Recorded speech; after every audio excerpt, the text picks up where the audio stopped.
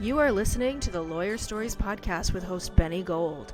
Lawyer Stories was founded in July 2017 on Instagram and is an expanding global network of lawyers and law students sharing their personal journeys to the noble profession of the practice of law. Join us on this podcast as we dig deeper into these stories and hear from lawyers and law students from around the world in all areas of the legal profession. Here at Lawyer Stories, we believe that every lawyer has a story. What's yours?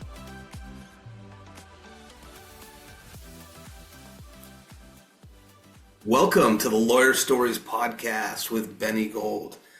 Today we'll have a special guest and we'll get right back to her in a moment. But first, a message from our partners at CallRail. How many high-value cases did you lose in the past year because your firm couldn't respond fast enough? 81% of law firms say slow response times cost them business, sometimes nearly a quarter of their annual revenue. That's why you need to get CallRail in 2026. It's going to be integrated into your case management system, help you capture every call even after hours and spot high-value leads instantly, respond faster, and gain the insights you need to bring in bigger cases. Join over 3,000 law firms using CallRail to follow up faster, land bigger cases, and drive real growth. Start your free trial today. Message me. I'll set you up with it, and the web link should be right there. Now back to our guest, Camila Parodi, Director of Advertising at Constellation Marketing. And before we jump into questions, I just want to give a nice shout out to Patrick and Constellation Marketing, some of the first digital marketers and websites we connected with back in the day when we first started out. So really cool people. Thanks for coming back on. Camila, it's nice to meet you. Nice to meet you. Great to be here. Yeah, for sure. And I think we're going to get a lot of good, useful info out of this podcast, like we do with all of our podcasts, but a lot of practical things about marketing and that sort of thing. So I'm excited about that today. So it is Lawyer Stories, so we do want to start with the beginning and how you got into marketing and growth strategy. Yeah, so let's go a little bit way back. So when I was studying, I studied marketing and communication, business communication in Germany. And when I came back home to Nicaragua, I was trying to figure out what I wanted to do with that degree, right? So I ended up going to one of the bigger agencies here, kind of got my feet wet with, different industries, different kind of ads, structures and strategies and things. And legal, I remember some of my favorite clients were law firms. One of them was in Australia. Okay. And the challenge behind it was kind of what caught my attention.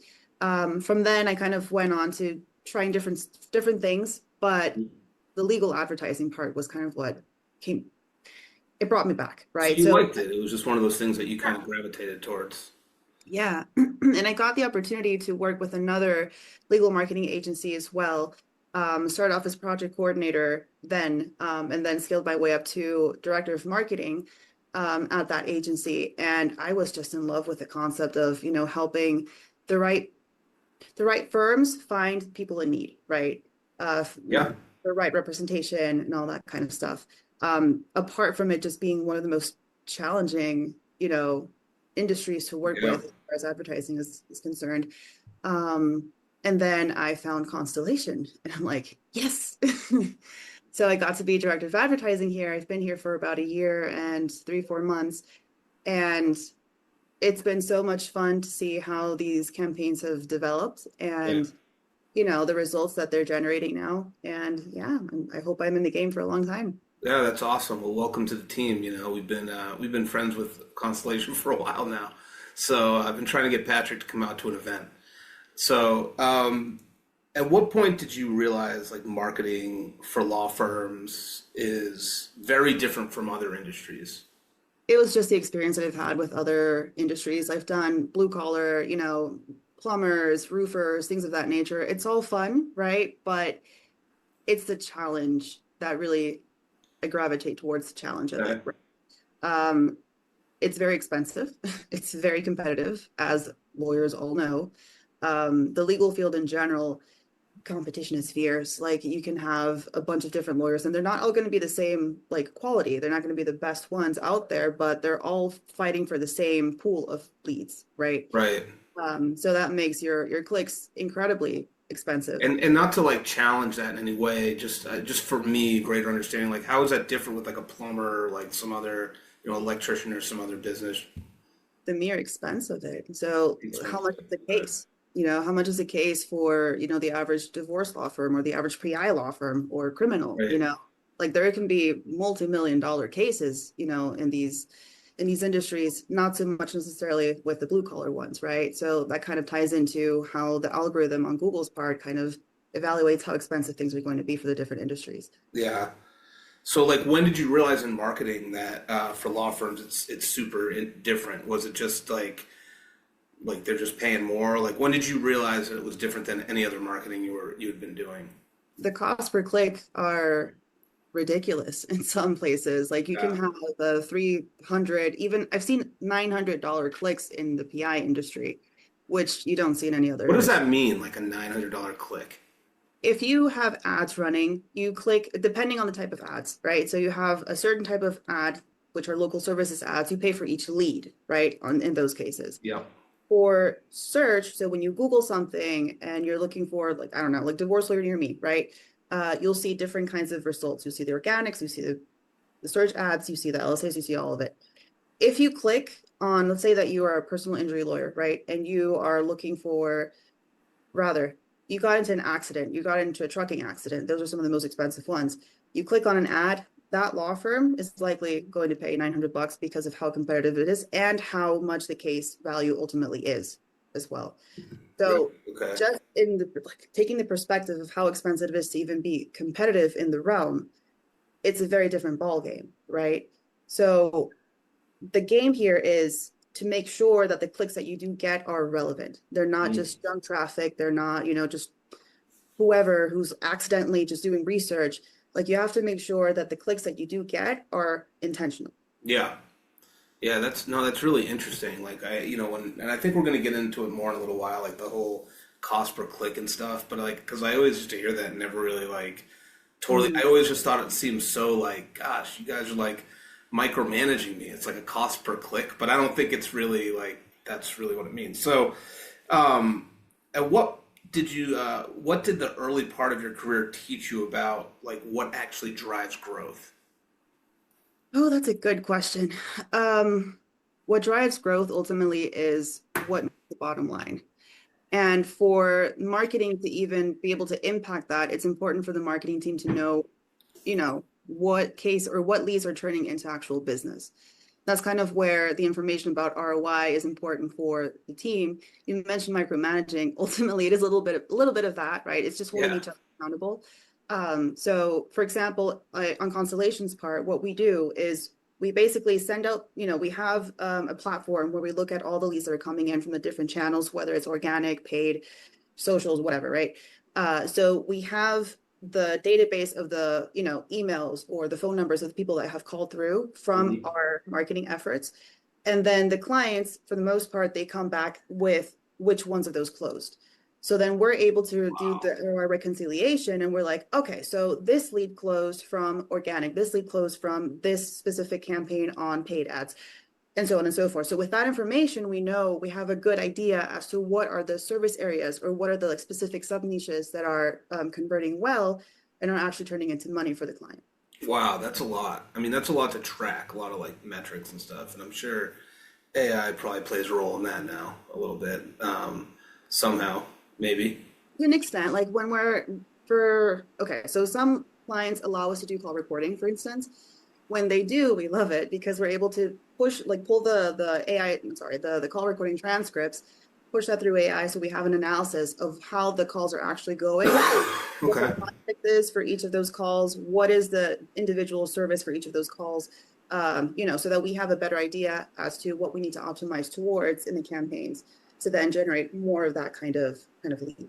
Oh, makes sense. Okay. And you said that you build marketing engines that produce growth. So what does that actually mean? Looking at metrics and establishing metrics when they're not there. So really looking at what's the most important for the client. They're not going to care how many clicks or how much traffic we send over to their website. That's what organic is ultimately for, right? As far as like paid ads is concerned, what's most important is cost per lead and the lead quality. Those are the two things that we look at primarily. Okay. To then click-through rate as well, but that's not quite as important. It's more so like a guiding metric, if you will. So the cost per lead is what we look at to see if the volume is where it needs to be. So for instance, when I came on, the team under my guidance was able to decrease the cost per lead in general by about 50% over the course of a year. So that's double the volume. Yeah. Right? So that allows for our clients to maintain, to keep on getting that business. And you'd think that that means that the lead quality also decreased because, no, it increased by about 17%. So what was your trick? Like, what was your secret to like being able to be so successful? I guess a combination of experience and knowing what to look out for in the campaigns. Like for instance, if your click-through rate is low, then that means that the ad copy needs some tweaking because it's not resonating with the audience right now. Right. Okay. So what you do there, just for that specific example, you look at what is activating the ads, what are people typing in, and what activates the ads. If you see that the search term itself, what people typed in, isn't quite matching up with the keyword that you have or with the ad copy that you have, or more in general, with the service that your client is trying to get more clients for, then there's something that you need to work on, right? Okay. So there's you add in negative keywords to make sure that the traffic that you get is, more targeted, more fine-tuned into what you want people to actually, or the type of people that you want onto the website or onto the landing page. If you have the high cost per lead, then you look at, okay, what's going on here? The CTR is good, the click-through rate is good. So the ad copy is resonating, but it's just super expensive. Why is that? So then you go into, you look at, for some practice areas, you're able to look at zip code level, cost per lead. Are there any zip codes, for instance, or cities or regions in general that are just generating a bunch of traffic, but are not converting? So they're just spending money, but they're not converting into anything. Kill those. You don't need to focus on those at all, right? Or if you have keywords that are just generating clicks, they're eating through your budget, but they're not generating anything for you. Kill them, like it's really just black and white. So I guess I don't know how the connection between like the keywords that don't like convert, and then like you were talking about like a zip code, like that eats through your budget. Like what's the connection between those two? Yeah. So when you have campaigns, you set up keywords, right? So you're a personal injury lawyer that you want to focus on slip and fall and, car wrecks or whatever. So you have those two main service areas. So you can basically divide those out into ad groups, which makes them more specific to what each individual person is looking for. So you don't mix in people that are looking for car wrecks and also slip and fall. They don't see the ads from the other service, if that makes sense. Okay. So you target them specifically so that the people that are looking for the individual services get that, right? That ad. Okay. So put in the keyword car wreck near me or car wreck lawyers, Massachusetts or whatever. Okay. Right? So then instead of what? You put that in there instead of doing like family lawyers near me. Or I'm sorry, say that again. Like general lawyers near me or things that are general. So it narrows the scope of the search. Like exactly. Okay. Exactly. All right. So you narrow it to be very, very specific to what people are looking for. Let me be more specific there. People that are ready to convert. People that are ready, like at the very bottom of the funnel, they're ready to go call and say, I need representation now. Right. Wow. Because there's different levels, right? Like so you have a funnel. And it's like how you write it and like the keywords that you're putting in. Now, what's the campaign on? Is it on a website? Is it on like a email? How does that work? Yeah, so the Google ads, they're on the Google platform and they redirect to a landing page ideally. Some people or some agencies move them directly to the homepage or whatever. I don't think that's a good idea. We move our ads over to a specific landing page that is built so that it is meant to convert. It's like a converting. So there's a form at the very top, the phone number's at the top as well. So it makes it very easy and very, user-friendly in the sense of what do I do now? You can fill out the form, right? So that way our law firm clients, they get these leads directly, whether it's through a form submission or from a phone call. So you went through and you were looking like, okay, this is too broad. Like we need to narrow this down to like the scope of like what this person is doing, like, child custody case, Tennessee or something like that, right? Instead of like family law in like Tennessee or like child custody case in Knoxville, right? Like something like that. Instead of something broader, is that, I don't know. Maybe this is like the kindergarten version of it. I don't know, but No, but that's exactly right. Yeah, like for some clients have more of a budget, so they're able to take on those more general keywords because they also do the different types of services across the board. okay, But if you have a smaller budget, then you really want to focus on the very like the specific niches that you focus on. You may be a family lawyer, but you may only want to focus on divorce law, or you may only want to focus on. right, okay, that makes sense. So what like, but then you say it's eating the dollar. So like, get them out of there. What's that piece about? So let's say that you are targeting Atlanta, right? Yep. So maybe you're doing a radius around it, but then you realize, okay, not all of this radius is converting into leads. Maybe this specific zip code or this specific area is just, it's getting in the clicks, like people are clicking on it here, but they're not submitting a form. They're not giving us a call. That means they're just eating up the budget because you're paying for every click, remember? So you pay, right? How does that work? Like you pay for every click. So you put in a budget. Like I've done it on Facebook like once or twice, right? So you give them like $50 or something, for example, and then somebody actually clicks on it, then they deduct like what for the click. Is that really it? That's pretty much it. Wow, that's crazy. I mean, that's like on the surface level, right? Surface, yeah. I mean, Uh, no one really knows how the algorithm really works in the okay, sense of like, evaluating how expensive a click is going to be or not expensive. right. But a lot of it is, industry based. So medical and legal are going to be at the very top as far as how expensive the clicks are because of how competitive they are and how much money, the end user can ultimately make with those clicks. But then how much competition is there? How many people are bidding? And it's a bidding war, essentially. So Tell it me about looks that. at how there's different factors. So it looks at how relevant your ad is to the search. So Okay. there's, different factors that weigh into that. Yeah. How is the keyword within the headline of the ad copy? Is the keyword is the keyword within the headline or one of the headers within the landing page?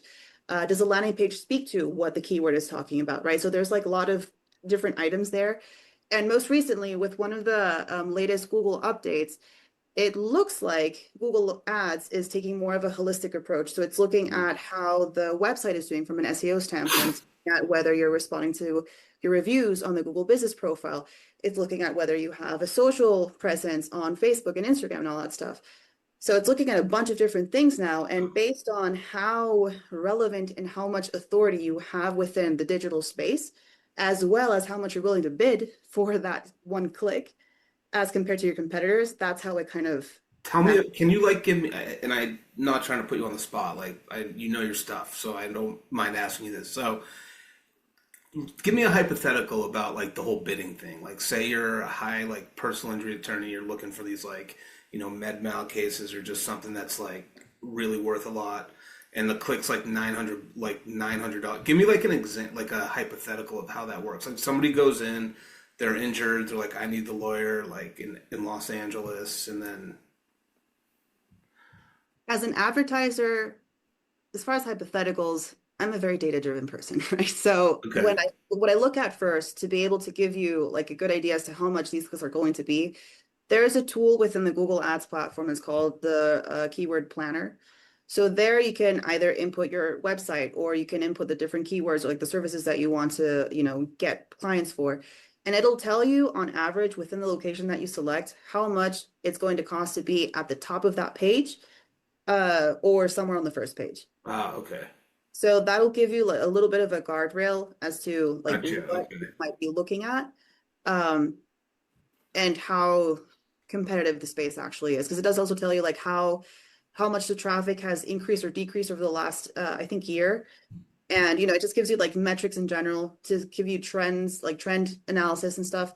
And based on that, you can then go in and say like, okay, I'm available or I'm able to take on these specific keywords. Because again, for example, trucking accident keywords are one of the most expensive keywords in the business. mm, Like 900, I've seen $900 clicks just for those wow, terms.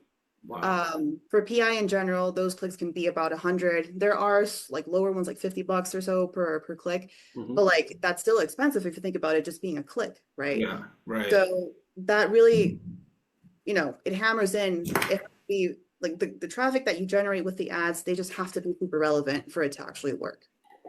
okay, wow, interesting stuff. So, like, what's the biggest misconception would you say law firm owners have about marketing? That it's all about leads. And I say that, uh, it's a little bit of a cheeky remark because I know that it's about leads, right? But it's not just about the leads, it's about the lead quality. Yeah, I have a couple clients who, whenever they notice their lead volume go down a bit because we're making optimizations and we're making sure things are kind of like fine-tuning themselves, they jump immediately because they're, they keep track of that. But right, then like, do you want more volume or do you want better quality? right. Right. We can try to increase both. It's going to be very difficult to increase both at the same time, right? Mm, Like we're usually going to see a bit of a decrease in volume while we increase the quality. And then once we have the quality in check, we can then start working on making sure that that lead quality maintains itself and we continue, working on that momentum. yeah, yeah, And that's where, the conversation about the ROI piece comes into play too. Like if we don't have the information about what is generating the actual money for you, we can't optimize towards more of that. okay. So, right, okay. So yeah, that's great. So you have to see the ROI. How often do you look at like what the ROI has been for a client? Whenever they give it to us, like Okay, whenever they're open enough to give us the information, because not all clients are open, right? okay. Giving us kind of like that insight as to what their finances look like. And I understand why, because some of these clients make a bunch of money, right, off of And they these. don't want you to be like, oh, well, we're going to charge you more because you got us that client or something. Is that what it is? Okay. So Um, it's a oh, go lot of ahead. trust thing. Sorry, it's very much a trust thing. And for the clients that we do have, and we have quite a few clients that do share that ROI information with us, and that relationship has established itself to, become even stronger over time because with that information, we've become part of the team, right? We've become part of their team. Right. We're able to kind of optimize things so it's, they're better off ultimately. How do you think Constellation like changes or is different than other firms out there? It's very competitive. I mean, the law firms are competitive. Your type of companies are competitive. Like, how do you think you guys sort of are different? I think we're really good at holding clients accountable and allowing for us to be held accountable by the clients as well. Yes. Um, I think it can go awry very quickly when that lacks on either side. Yeah. For instance, if we have a client and we give them, or they're mad at us, right? And we give them the feedback, well, we have the lead generation, it's going, it's increasing, but you're not picking up the phone calls. Yeah. If they're not open to that kind of feedback and they're not open to being held accountable, things can come to a screeching halt, right? But I feel like the team at Constellation has been really good about, respectfully always like setting boundaries and making sure that everyone's aware of what the status quo is Hmm. and what, that we're only giving them feedback if it's necessary so that they can improve and we can kind of improve the relationship together. Right. Makes sense. Um, so you talk about ad budgets quietly leaking. Like, where do you see that happening most often? A lot of the times we get clients who have had their Google ads running kind of on autopilot. And that's not a good idea. Yeah. The Yeah. algorithm keeps on changing. The competition also, there's always new competition, right? So things get expensive very quickly.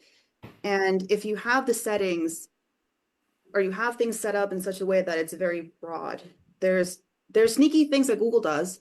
For example, one of the default settings that it has is that when you're doing the location targeting, you have either the option of targeting people that are just people that are within that location that you set up, or people that are within that location and are interested in that location. Okay. So you could be getting leads from Kenya, right? When Yeah. you're in Yeah. Missouri. Yeah. So it's things like that the default is people that are within and interested. So if you Okay. don't know how to navigate things, or maybe the agency that you worked with, they didn't see that, or whatever the case may be, and you have that on autopilot, there's a bunch of money that you're wasting there, Right. right? And so when you talk about ads, there is like, and again, this is like probably a very simplified question, but like there's like Google ads and then there's like the website. So which mostly are you guys focusing on? I mean, you're focusing on people who write a keyword, they're like at Google, whatever, and then you want the client's website to pop up, right? So like what's the relation between Google ads, I guess, and like And the the organic website? part, Yeah. the website, yeah. that relationship is increasing more and more every day, especially now with the most recent update.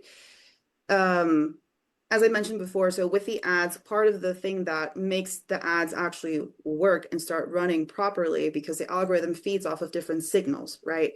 One of the signals now is how the website is structured, how it's laid out, if it's structured in a way that makes sense to both the humans and the bots that are reading through it, like, the headlines, all that fun stuff. So the team at Constellation is now also currently working together more and more as far as like the ads department and the SEO department, which is that website piece, right? To make sure that we're all aligned on what we're targeting, what we're focusing on, to make sure that the niches that the clients want to like target more specifically are the ones that they get the most, most out of, right? Most leads from. Okay. Makes sense. So how does the geographic overlap impact performance, like more than firms are really recognizing? It's the zip code thing. So like if you are targeting a bunch of different locations, let's say that you have a firm in California and you're only focusing on, I don't know, Hollywood, right? You only want to focus on that, but you say, hey, I can do all of California. Let's try. So you do all of California, but then you notice that certain counties are eating up a bunch of your budget because there's a bunch of competition in those different counties. Right. You don't know that because you're not like checking, or you're not like reading through where your ads are showing up, how much each of these counties is, spending, if they're converting at all. So if you're not checking these things regularly, they eat up money very quickly. Hi, I'm John Morgan. I didn't wake up one day with the largest injury firm in America. I started with one office and a choice: grow or die. I took calculated risk, built my team, and made lots of mistakes along the way, but also built systems and procedures to avoid those mistakes in the future. I'm doing one seminar, one time, to show you how I did it. Join me at the Win in Vegas on June 9th. Use code STORIES20. I know we talked a little bit about this, but what role do keyword match types play in wasted spend? Oh, that's one of my biggest frustrations these days. Let's hear it. They've changed it a lot. So I started in digital marketing a good 11 or 12 years ago at this point. And back then it was very straightforward in that you had 3 different match types. One that was broad. So you put in the keyword, let's say, criminal lawyer, Mississippi. So if it was broad, then it would, trigger related, but maybe not necessarily super relevant terms. Okay. Then we have phrase match. This is the next step. Phrase match would allow for typos. It would allow for, synonyms of the words within the keyword. Okay, it's a little bit more relevant, right? But then we have exact match. So it would have to be exactly what's within the parentheses. That's how you kind of denoted whether it was whatever match type it was. So exact match was kind of the most relevant, also typically the most expensive, because it was the most to the point. Yeah. All that has changed. All of that is now no longer really the case. It always does. Yup, because now if everything is more intent focused. Okay.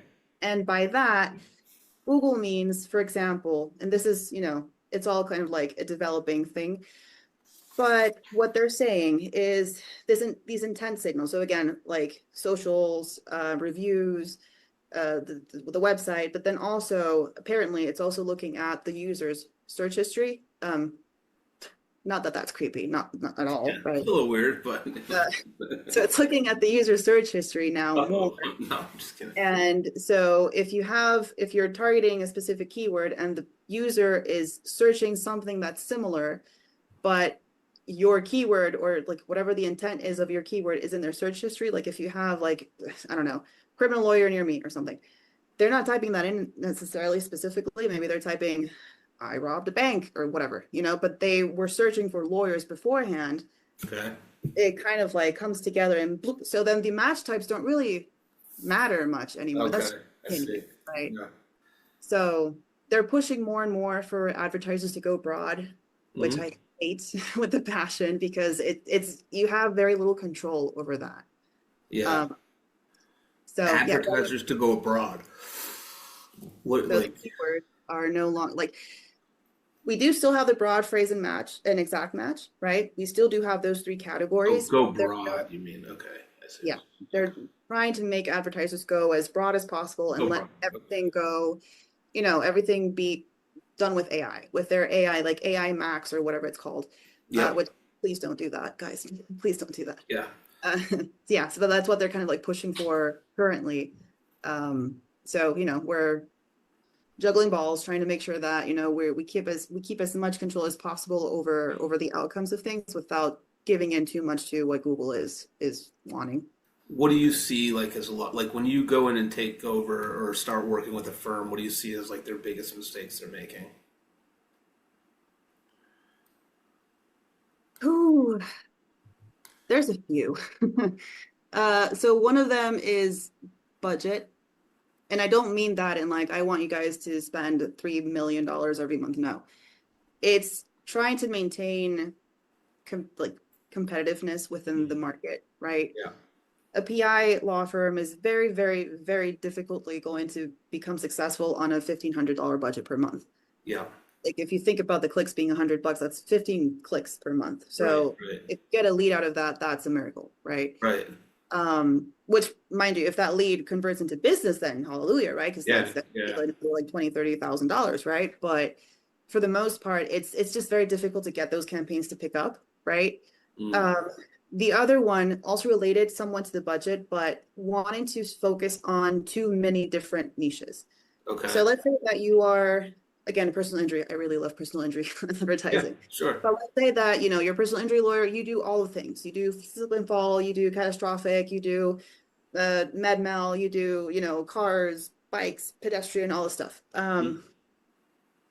For ads, unless you have a ridiculous budget, you can't do all of those. Yeah, right. You're spreading yourself too thin, Okay. And then the third one that I see with newcomers, with new clients coming on board with existing ads, their ad copies are just too generic. They're too general. They don't speak to the audience's pain points, which is what really catches their eye, right? Yep. Or resonates with them. So, it's very difficult to make a lead actually come through if you're just talking about general, do you need representation, Right, right. So like, how do you, what's your advice like to maybe an older firm, like people who've been practicing for 30, 40 years who really need to they have one of those websites that you click on and like the buttons look like they're a stone or something, and you press it and it just kind of like goes inward and then it like goes to the, you know what I'm saying? Like, I don't know, you're probably way younger than me. So, but they're like those websites out there that like, they just look like they're from like the Stone Age, Like a flashback to the 90s. Yeah. Yeah, well, 90s, yeah. But yes, but yeah, exactly, the 90s, yeah, of course. I love America Online was legit. But anyway, so what do you do like when you have how do you convince like an old timer who's been in the game for 40 years to like, hey, you need to like up your game?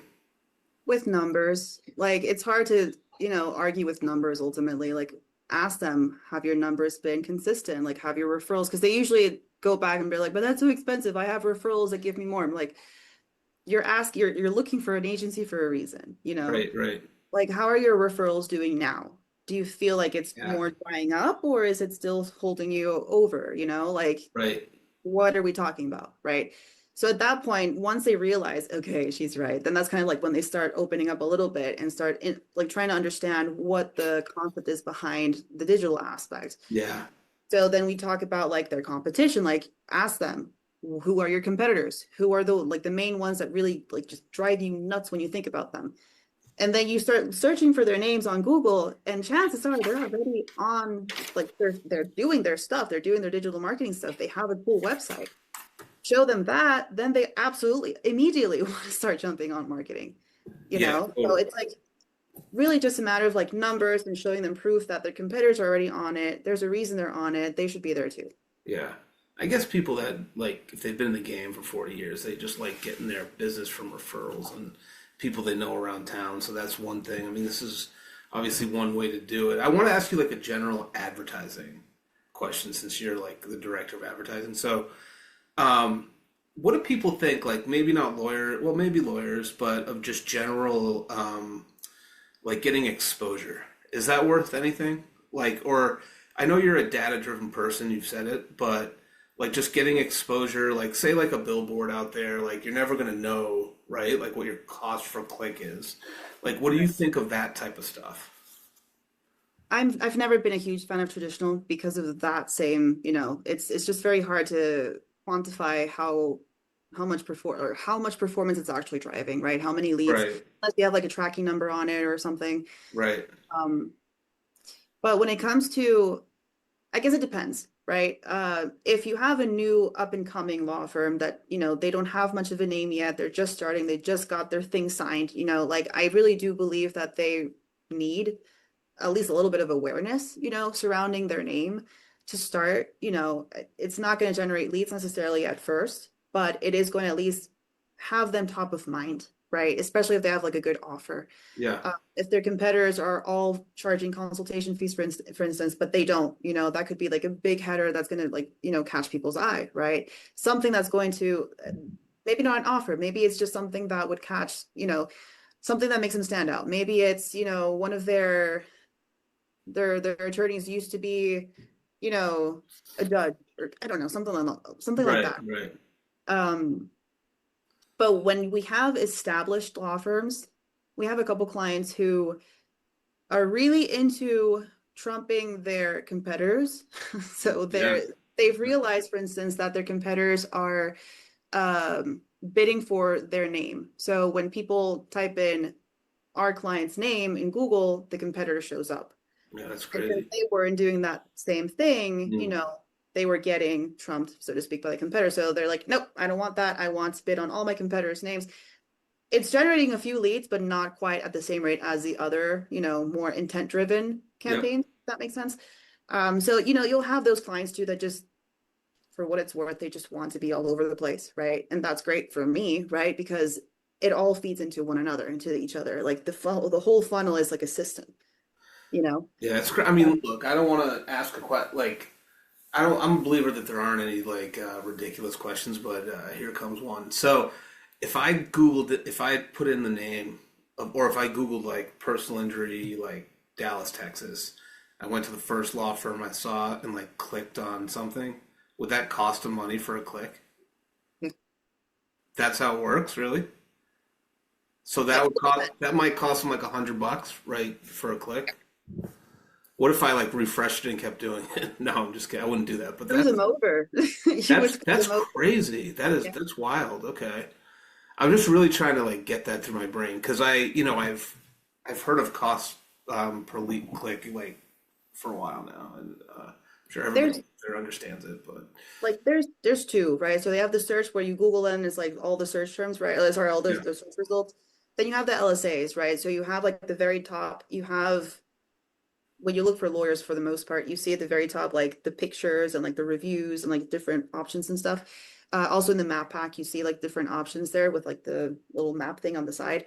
Um, those are LSAs, right? You can click the one that's on the top, right? That you can slide through. Those are the LSAs. You can hmm, click through those individually and you can like request, their services there. The LSAs are local services ads. You only pay for the lead. So people can click on it all they want. They're not okay, going to all pay for right. anything. It's just when you get the lead, right? So, there's two different options there. So Those are when you still get the lead, all right. So like when I go on the form and I write something in or whatever. exactly when you either message them or when you call them directly. All right. So that's interesting. So let's talk a little bit more about so why can the cost per lead thing be a misleading metric? Because volume doesn't necessarily mean quality.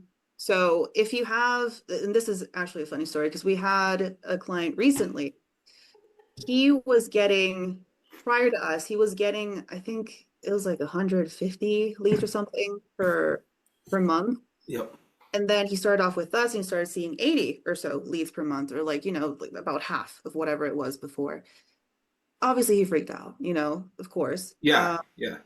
But then when we analyzed what those previous leads were about, they were search terms that had nothing to do with his firm. So he was Oh, basically bogging down his team, not him, but like the leads were bogging out down his team with a bunch of things that they had to filter through, right? But that weren't ultimately generating any kind of ROI.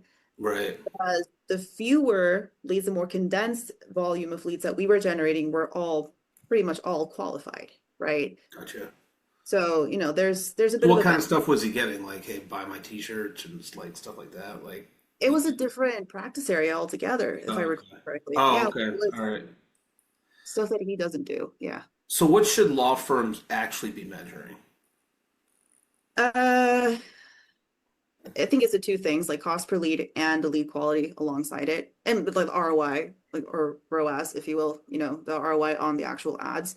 Yeah. Uh, Yeah. but it's Okay. important to know, like, if you're spending a butt ton of money on advertising, because you're going to, if you're a law Yeah. firm, Right. um, you might as well know whether that's actually generating you any kind of return.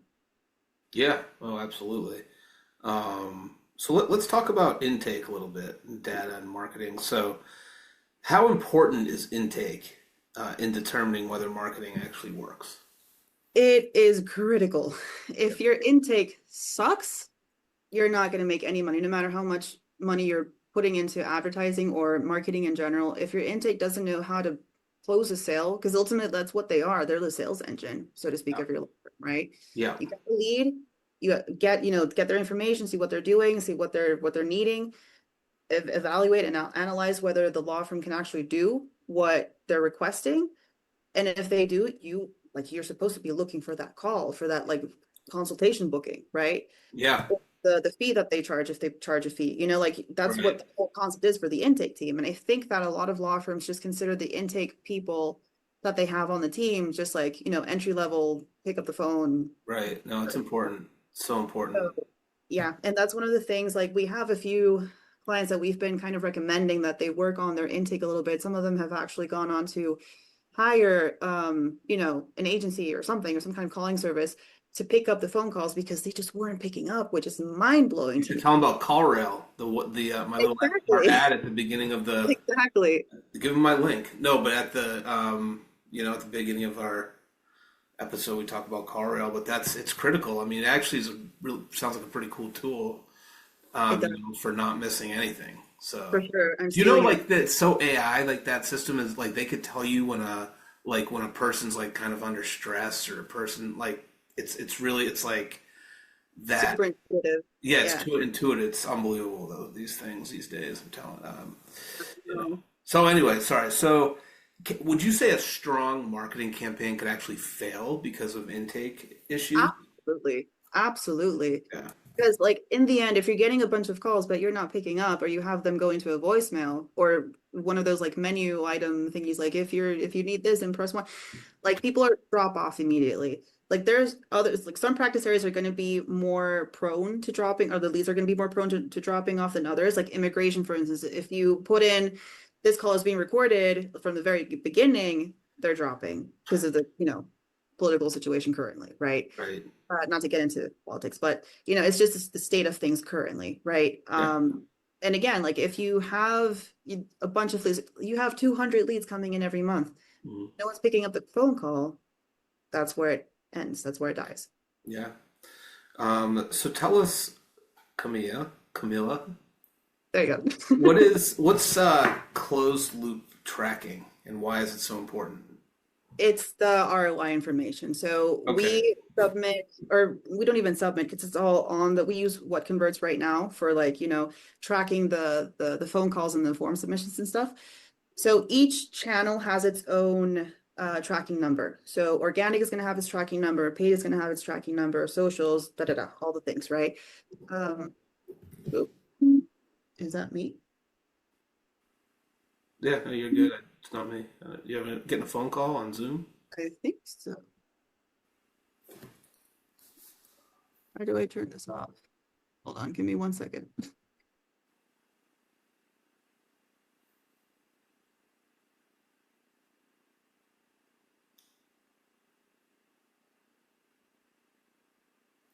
No, I don't think it's anything. I don't know.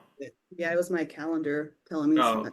okay. Anyway, what was I saying? So we're talking about closed loop track. Right. So what converts, what we do there is the tracking numbers, they're all set for the different channels, right? So we have the information, and the client does too, because they have access to that what converts profile. which leads came through, what their phone numbers are, what their names are, emails, if it was a form submission, things like that. So then at the end of each month or at the end of like every certain period, they send us the numbers and the email addresses and the names of the people that actually turn into business. So then we kind of go back and reconciliate the Right. ROI, like which channels, which, where did And that that's if money they come want to from? do that, right? Like that's, Exactly. could they say to you like, oh, we closed this, but I'm not telling you how much we got for it. They could do stuff like they could probably do whatever they want, right? Pretty much. Exactly. Yeah. Like, oh, honestly, if we get the information of like our average case close value is this amount for this specific practice area or this specific niche, we can kind of work with that too to kind of see what the number may be or may have Yeah. been. But obviously, the more information that we get, like hard data, the better for everyone. Yeah, I mean, they're probably just like, oh, well, we made like $1 million on this, and you'll be like, well, I'll just throw it all back into the ads, that sort of thing. That's I wish it was the case, but no, that's why they don't want to tell you, you know. exactly. Yeah. Um, Oh, so wait, one more thing on that now that I remember. So yes, there's another piece to that as well. So we have the information about which clients close and all that, right? With that, we transfer that information back over to Google Ads as offline conversion data. So that is an additional signal, very high quality signal for Google Ads to understand what the profile is and what other like similar profiles they should be targeting with the ads that we, throw at it so that we get more people that are similar in profile. wow, okay, very good. So regarding like, let me ask you this: what should all attorneys go do right now? Like compare, like with regards to what we're talking about tonight. With regards to ads, Yeah, like should they check like what can they check like the back end of their website or like go call Constellation. We'll call fix it for Constellation. you guys. All right, we'll take that. That's fine. So you led a major transformation, cutting CPL by 50% while increasing volume. What was the biggest like lever you pulled? Like how did you pull that off?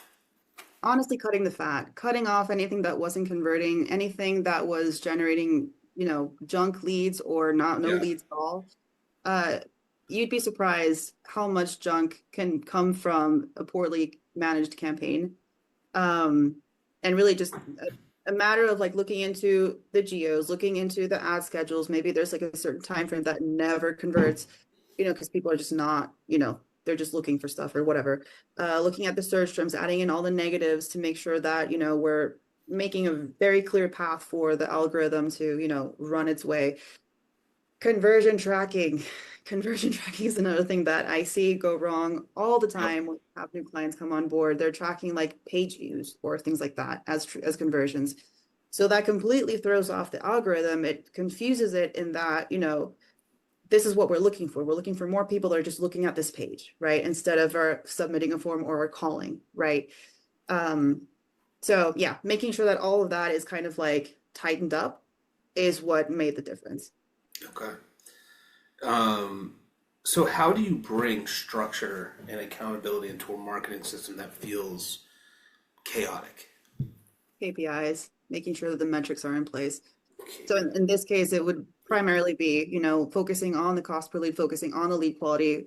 Like if we have the call recording turned on, or we're allowed to anyway, listen to the calls, listen to the leads, like listen to what they're looking for. Is it completely off from what we have in the campaigns? If so, what's going on, right? If it's on point, but the intake team isn't doing their part, then we need to give that feedback over to the client. Right. Or maybe we can see that the click-through rate, maybe it's high, right? But no one's converting. The landing page needs some work, like we need to focus on making it more like changing stuff around, just run tests, right? Make sure that we have everything in place to set these clients up for success. Yeah, I mean, have you seen big changes in the law firms you've started to work with since you've been there for a year?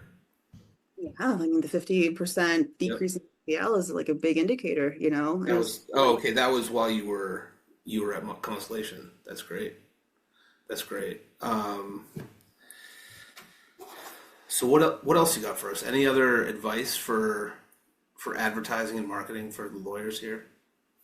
I think don't be scared to try it. I know that it can be expensive, but the ROI that you can get back is also tremendous. It could be the game changer that you've needed to, break that stagnancy, let's say. Like, if you feel like you've been plateauing for a while in the growth of your company or of your law firm, give it a shot. Yeah. You know, Totally. Yeah, no, that makes a lot of sense. Is there anything that we've missed tonight that you wanted to cover? I don't think so. I do still want to harp on the intake part because Yeah. like there's very little control that we currently have over that on our end. But with CallRail, right, for example, I think it's a great opportunity to increase the conversion rates that you have currently Yeah. without increasing your marketing spend. Yeah, no, I love it. Thanks. Great little commentary there on CallRail. We love it. Okay, so I just don't want to miss anything. I want to make sure like you're obviously a wealth of knowledge, so knowledgeable. You know your stuff. So Camila Parodi, anything else? I don't think so. All right, well, great job. Thanks for coming on. Director of Advertising from Constellation Marketing. Stay right there. And everybody else, thanks for tuning in. Wherever you are in the world today, enjoy yourselves. Cheers.